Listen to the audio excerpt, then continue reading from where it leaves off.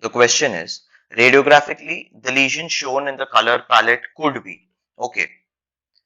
So the image has already shown that it is Gary's osteomyelitis. However, if we bar this completely, what we need to remember over here is that you can very clearly see in the image that the entire periosteum around the tooth, this is soft tissue. So you can see that there is on the occlusal surface, even in this region, you can see the occlusal surface and you can identify the border of the mandible.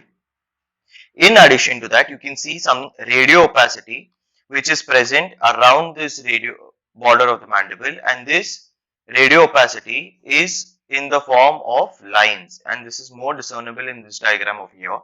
It looks like this, and it is circumferential, giving the appearance of what is called as onion ring,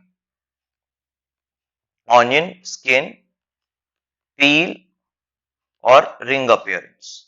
Okay, so this appearance where you have, it is very characteristic because the periosteum is being continuously irritated and the periosteum has reacted in the form of proliferation.